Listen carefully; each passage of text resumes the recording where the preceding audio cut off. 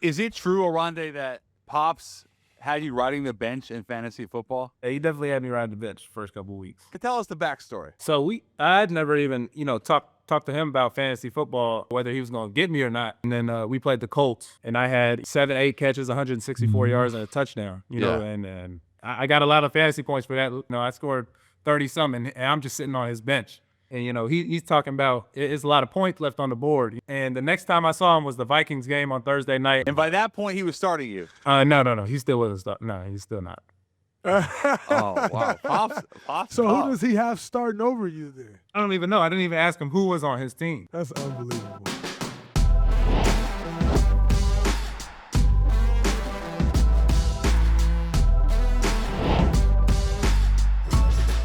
Welcome back to Why is Draymond Green? Talking about football with me, Jordan Schultz, presented by Fanatics Sportsbook. I'm NFL insider Jordan Schultz, and I'm joined as always by NBA champ and NFL superfan Draymond Green. Happy New Year's from all of us here at the show.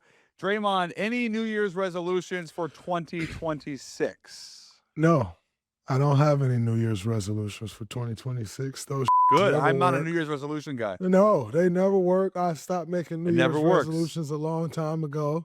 Mhm. I think if you want to do something, you can do it on March 1st, Do it. 2026. You also can do it on Yeah. March 21st. Yeah.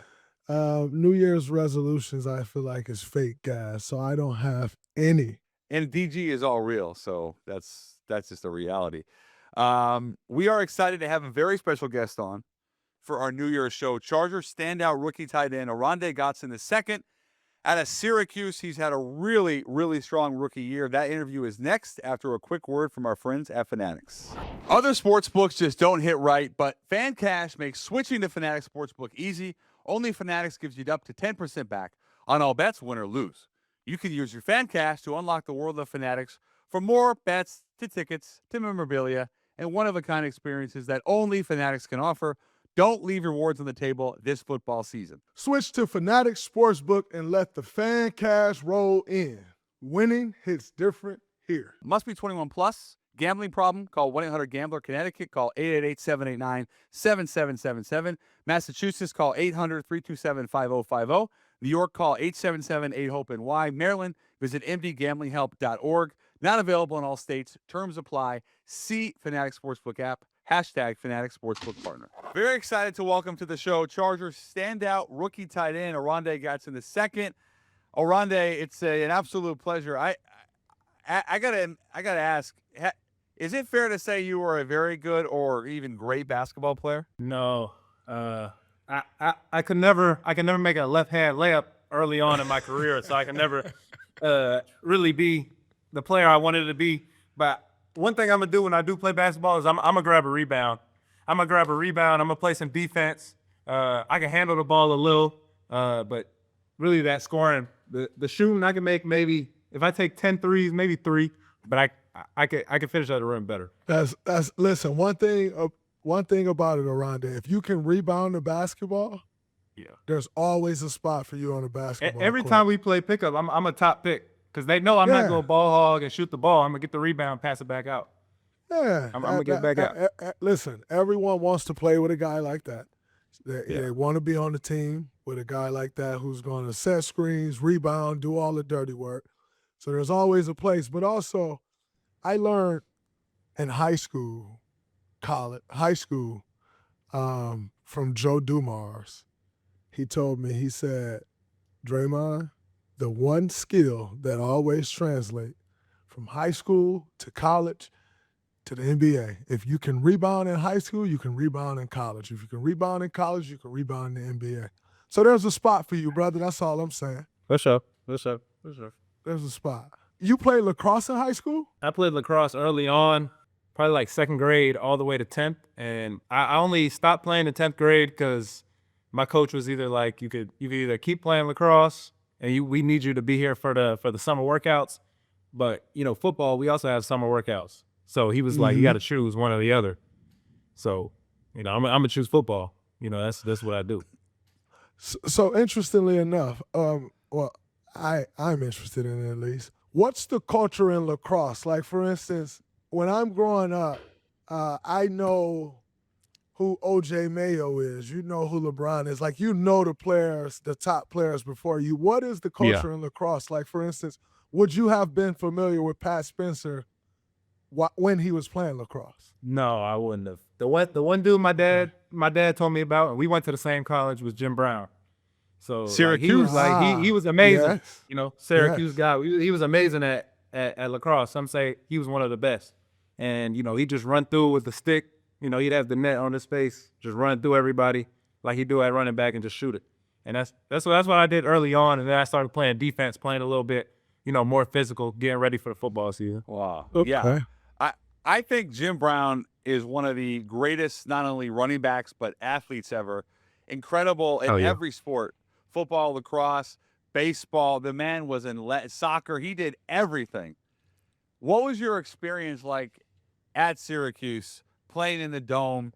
Obviously, it has a great basketball tradition. I think an underrated football tradition.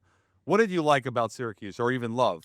The first thing that you named was the Dome. I was very grateful, you know, that we had a dome. Coming from Fort Lauderdale, I had never really seen snow before coming up, so playing in the snow is definitely going to be a big factor to choosing where I was going to go. And you know, all the people that I met along the way, you know, the schooling that they have, they obviously have, you know, one of the top, you know, business schools, top communication schools. A lot of guys that's on, you know, TNT, ESPN.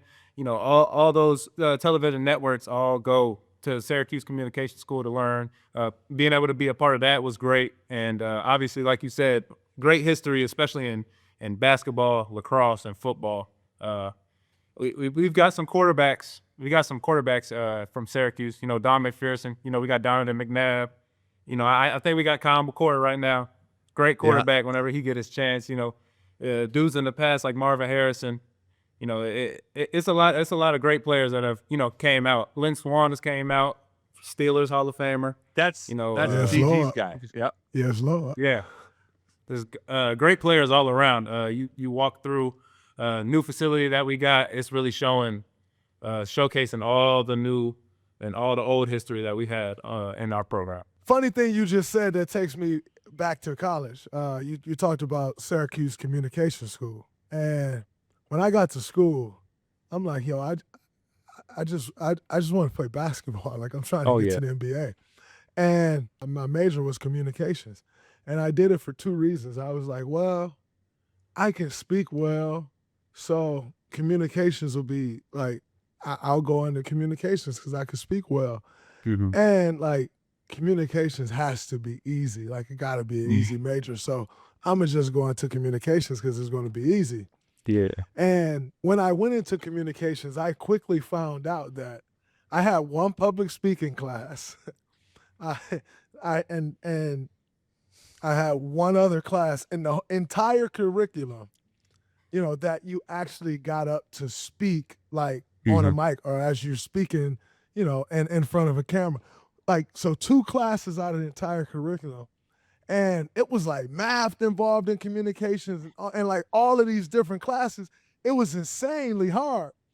And I found out that Michigan State had the #2 communication school in America at the time, at least, and they were behind Syracuse. So that was my first experience and knowledge of knowing how great Syracuse Communication School was. Yeah, I kind of had the same thing. When I got to Syracuse, they were like, you have a high enough GPA to even get into the curriculum that they have, into the communication school. You got to have high enough GPA. You got to write essays, all this stuff to get even into that just part of Syracuse. So I was like, why not? I mean, they're like, if you want to try it later on, you got a lesser chance of making it. So I'm like, I'm gonna just do it now while I can, coming out of high school. And like you said, I had the public speaking class. What wasn't the biggest, you know, person to go up in front of everybody and speak. And it just wasn't for me. I did it for my first year, my freshman year, and I dropped it at the end. I got into economics and finance, and I just rolled with that from there on out. Summer of my sophomore year all the way on. Wow. That's incredible. Aronde, that's a great answer. Yeah, that's great. Aronde, walk us through your decision to stay at Syracuse and not transfer for potentially a bigger NIL deal. Yeah, obviously, when I came into college, NIL had just started, and Syracuse, we weren't getting any my first 2 years. Right. So we were just getting to how we live, just getting our stipends every month and just going on. And then I got an injury my junior year coming out of the second game of the season. I got hurt on the first offensive play.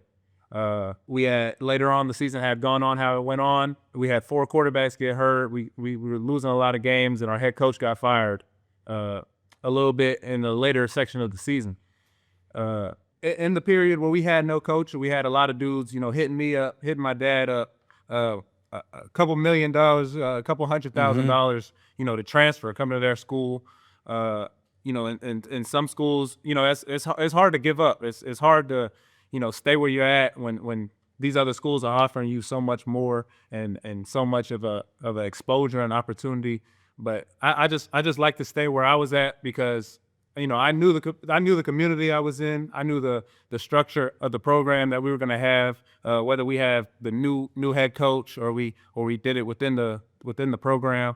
And I had everything built up to that point. I knew the quarterback that we had at that time.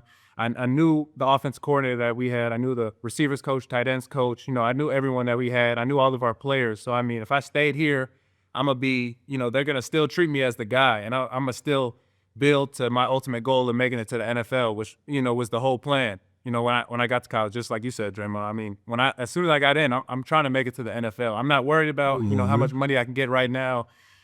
And I may take that money to go to another school, but that might take away from how much touches I get, how many targets I get, the relationship I have with all the players and coaches. And, that could hurt me in my goal to get into the next level. So that was definitely the main reason for me staying. What was the biggest offer? Was $2 million or $200,000? I think it was 1.7 was the highest. Wow. Jesus that's Christ. Especially the first 2 years not getting any. I can tell you definitively that Draymond at Michigan State would have listened for $1.7 million. I'm so happy NIL wasn't around when I was in college. Obviously a large part of me wish NIL was just for the money.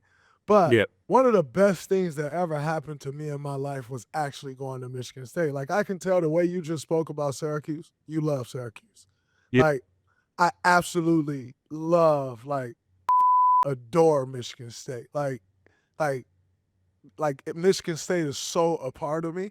And I couldn't imagine, somebody throw me $1.7 million. My mom ain't got no money. We broke as I gotta go.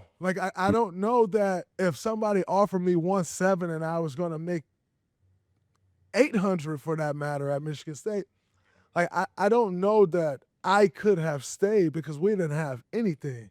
And so I look back sometimes and I'm like, man, I wish we had NIL. But then on the other hand, I sit back and I'm like, nah, I'm actually happy we didn't because it would have led me somewhere else. And that's one of the best things that ever happened to me. Yeah. Yeah, So we definitely also got paid. We got paid good my senior year. So that, it wasn't like it was nothing to that versus that money that, they were given. So that definitely, played a part. But I do agree with you. If they did have it further on, back in the history of the game, throughout all of college, it'd be a lot of dudes moving around, a lot of different things happening. I know back then transfer rules. If you transfer once, you got to sit a year out. Sit out. Yeah. So It's different. yeah. So as someone I am in your father's position, being the first generation, to make it to the next level. And I wanted to ask you, how much did your dad guide you to football, and how much was it you watching and just wanting to do it? Because I think the one thing as a father of now 2 sons, but my oldest in particular, I kind of want to push them to basketball, and I know I can help them and teach them, right? But what's too much and what's not enough, I think, is always the thing that I go through. And so I just wonder, how much did your dad push you towards that? how much of it was you saying you wanted that, and then how much did he help you on that journey as far as footwork, the actual skills set of it all? Growing up, obviously he was big on football because that's all he knew. That's the sport that got him paid. That took care of him and his family up until when I was born. It took care of him. So that's all he knew. He wanted to get me into football, but he let me try many other sports. He let me try basketball. He let me try baseball. I played lacrosse, like you said before. He just gave me the opportunity to try all those things, and whatever I wanted to pick, whatever way I was most successful at, most likely was what I was gonna pick. So he really helped me out by giving me insight of things that he told me, things that he gave. But sometimes when you're growing up and your parents telling you the same things over and over and over, you kind of don't listen to them as much. So, a thing that he had me do was he had me meet other guys, guys that he's played with, guys that he's played against, anybody that's in the NFL, system, just having me talk to them. And, even though they might tell me the same things that, my dad is telling me, it is definitely different coming from, someone else, especially someone that you may have looked up to, someone that, may have been one of these great players of all time. Like Dan Marino is definitely, I've talked to him before, growing up, and he has said some things, but that's mostly what my dad was telling me. He's gonna give me the opportunity to choose whatever I wanted, and he was gonna help me and guide me to being the best player I was once I finally decided to choose football. He was gonna be all in, helping me no matter what things I wanted to do. Is it true, Aronde, that Pops had you riding the bench in fantasy football? Yeah. It is true. He definitely had me. Yeah, he definitely had me ride the bench the first couple of weeks. Because I remember this, and I wasn't sure if it was true or not. Because you started to you exploded. It was like, oh, yeah, this dude's for real. Yeah. But I wasn't so okay. Tell us the backstory. So I'd never even talked to him about fantasy football on this season. Whether he was going to get me or not. I play fantasy football too. I wasn't even able to draft myself. Someone else, one of my teammates, he drafted me before I could draft myself. That's but great. As the first two games, wasn't active for those first two games. Right. So I wasn't dressed out. I wasn't playing. So once I got in that third game, and they finally let me play. I did my thing, and the two games after were all right games for me. And then we played the Colts. And I had 7-8 catches, 164 yards, and a touchdown. And I got a lot of fantasy points for that league. And he's talking about it's a lot of points left on the board. I scored 30-something, and I'm just sitting on his bench. So then I had seen something on the internet about me being on the bench. And the next time I saw him was the Vikings game on Thursday night, and then we had talked about it then when I saw him. And by that point, he was starting you. No. He still wasn't starting. No, he's still not. Oh, wow. Pops. So who does he have starting over you then? I don't even know. I didn't even ask him who was on his team. I know he plays fantasy, but I don't know who he could have drafted. That's unbelievable. Man, speaking of fantasy and numbers, what's it like going to a franchise that is home of arguably the greatest tight end ever? Hall of Famer, Antonio Gates, and yet you're breaking rookie records and putting yourself in the history books next to him.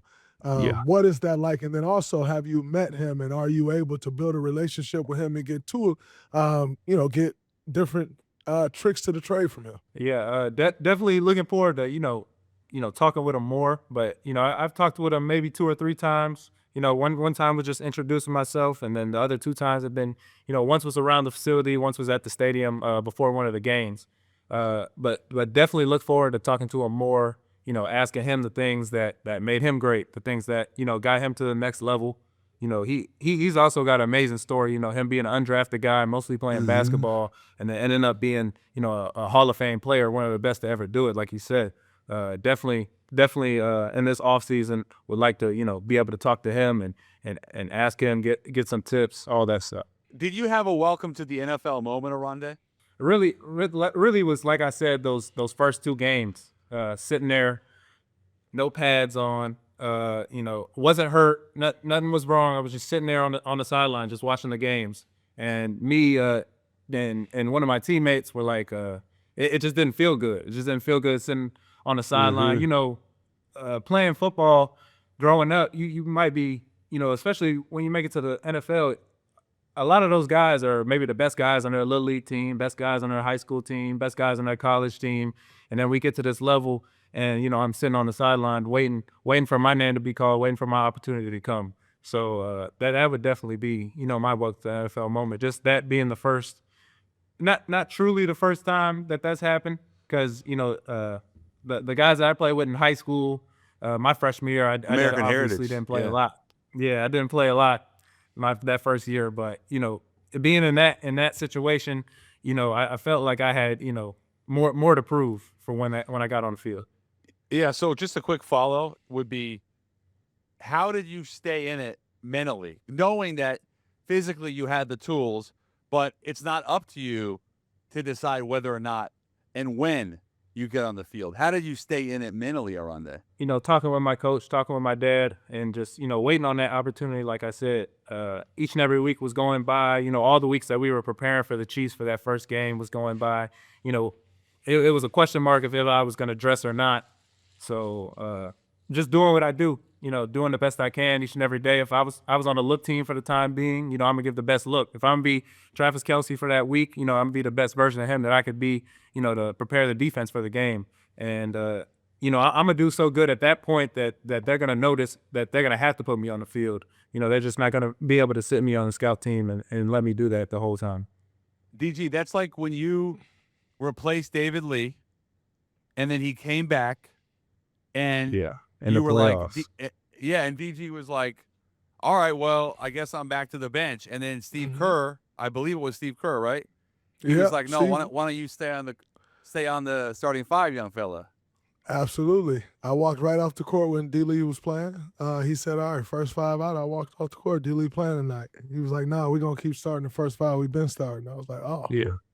all right. Like, I'm dang, wow. I called my Yeah. mom right after, like, Mom, D. Lee back, but I'm really starting, Mom. Like, and that was the beginning of it. The rest is history. Wow. Yeah. It's crazy. So your dad being a wide receiver, you were a wide receiver, and then you converted over to a tight end.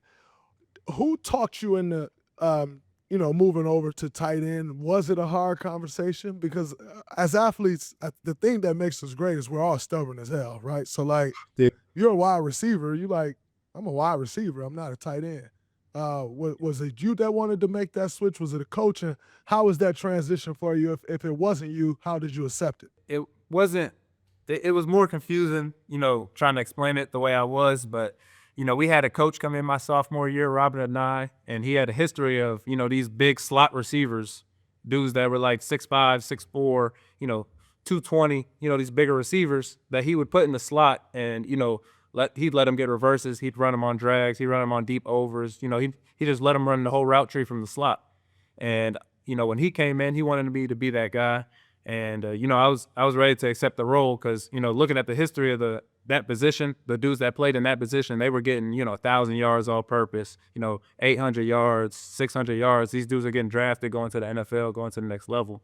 So, I was ready, to take that opportunity and roll with it.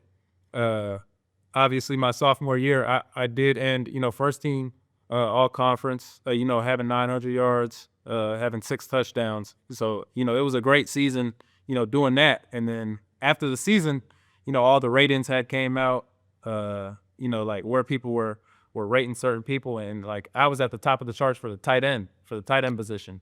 And like, even for the conference, when I was like first team all conference, first team all ACC, it was like for tight end. So I was kind of confused because I'd never really put my hand in the ground. I was never blocking anybody. Wow. I may have, been in the hip off of the tackle, but mostly in the slot. Go outside the slot. I played a couple snaps at running back, but like I wasn't thinking that they would rate me as a tight end. So I was like, we're just gonna take that role. We got another OC my junior year, and he thought the same thing of me. He thought I could be a great tight end, at the next level. So I was like, if that's what's gonna get me to the next level, the best I can. That's that's what it's going to take. We get another OC again. My senior year, he came from the Giants. He was the running back coach. Yeah. Yeah, Jeff Mixon, and he definitely said that the things that he was seeing in his scouting room at the next level was seeing me as a tight end. So I ended up putting on some more weight, learned how to put my hand in the ground and block, and just kind of convert into that. That's interesting, man. It wasn't a planned decision. It was almost by default. Yeah, it kind of just happened. I was gonna do it. My first year doing it was gonna be my junior year, but like I said, I got hurt in the second game, so I wasn't really able to showcase it. You prefer it better that way than the way it happened to me. I was kind of in between being a small forward or power forward, and we played Duke. And so my junior year, I'm telling Coach Izzo, like, Coach, man, I really need to be a small forward in order to make it to the league. And he's like, no, Dre, like, you could really play the four. It's fine. The way, and I'm like, nah, Coach, like, I got to play small forward. They're telling me I'm going to have to play small forward in order to make it to the league. And, man, playing small forward in college, bro, you could be chasing a 6'3" dude off a pin down. So, like, and I'm like, I'm trying to chase it. And he's like, Dre, I'm just telling you, it's different, man. Like, and I played small forward the first few games. Kyrie Irving was on that Duke team. It was one of Kyrie's 4 or 5 games he played. At the Garden. At the Garden. I was there. At the Garden? No, it was at Duke. It was at Duke. And okay. I remember 31. The Garden game. There was a game at the Garden where you really struggled. Yes. No, that was the next year. That was my senior year against Duke. But next year. Okay. My junior year against Duke with Kyrie, like, Kyrie gave us hell, and I was trying to chase. This wasn't even a 6'3" guy. This was actually Kyle Singler off pin downs. And I went to Coach Izzo's office the next day after that game. I said, yeah, Coach, I think I'm going to move back to the 4, man. Like, that 3 ain't for me. Like, I'm going to move back. So, better your way than mine. Yeah. Just one more, Aronde, before we get you out of here. What's it been like playing with a quarterback like Justin Herbert? Number one, guy seems like he's tough as nails. He's a gunslinger, can throw the football. What's it been like, coming in, rookie year? You get some guys going to some of these situations where, quarterbacks dog come in with a great quarterback. What's it been like learning and adjusting and playing with Justin Herbert? It was definitely a blessing being able to, like you said, get drafted into this situation. The saying that everyone says, it's not about when you get drafted, it's where you get drafted and what you do with the opportunity you get. So being able to be in this system, obviously they just had a guy, Ladd McConkey, come off last year. Obviously a great rookie season with Justin. Just wanting to build on the offense that they had the year prior. But Justin himself, I mean, like you said, he's tough as nails, bro. I mean, you see he's 3-0 with the broken hand. He might be taking hits. He might be, damn near, top of the team in rushing yards. He running the rock too, and he running dudes over. Like he not scared of nobody. He not running away from no pressure. He not running away from no smoke from nobody. And he's gonna throw it. He's gonna throw it like you said. He can throw it with the best of them, like ever. I mean, the ball placement, every single pass he throws, he kind of tells you if I'm looking at you and I got the defense behind me, he's kind of telling you what to throw. Where to turn. Where I need to go, because there might be a dude on my right side. He's gonna throw it to my left, so I turn over that shoulder. He's just the best quarterback to me. I was trying to be not say it as much early on in the season, trying to see what the season was gonna bring. But I mean, after the things that he's been doing, if you really watch the football game, sit down and watch the football games, not just look at the stats and watch it. You could see the things that he's going through and the things that he's doing on the field and the ways he's willing us to victory each and every week. It doesn't matter if it's Monday, it doesn't matter if it's Sunday, Thursday, Saturday, it doesn't matter. He's going to get it done, any way it takes. That's a great answer. Absolutely. Absolutely. He said, listen, man, I ain't doing no fake shit. The jury was out. I wanted to make sure at the beginning of the season he was like that. But I don't believe it. He liked that. I respect that. Yes, sir. I just want to say, my behalf, thank you, man. That was really exciting to hear, and your answer about your father. I take being a father very serious, and that's something that I deal with on a daily basis. Of like, man, how much to push my son, how much to just let him find it on his own, you know? And like, Yeah. he liked basketball, but I also understand that you're getting to an age of like, yo, if you like basketball, but you teetering around, like, do I push you a little more? Cause I know Yeah. what you need to get to if you, and so I've been, you know, that's a daily struggle of mine. So I appreciate Definitely. I can see that because you know how it is nowadays with all the AAU and all the people playing basketball year round. You know, it'd definitely be good to, you know, if they play different sports, you know, learn different things, be able to do different stuff. that. Most definitely. Appreciate that. Before we let Aronde go, one more for you. I was actually surprised to see this because it's very rare for a rookie to be given back. But you have a Catch for Kids initiative. Can you tell us about that and why it was important for you to do this at such an early stage in your career? You want to get the community on your side. You want to get the fans that support you and show up to every game. You want to be able to give back to them and, you know, help them out. Just like something little to start, like Catch for Kids. You know, each and every catch that I get, I will be donating, you know, $100 for each catch this season that I do get.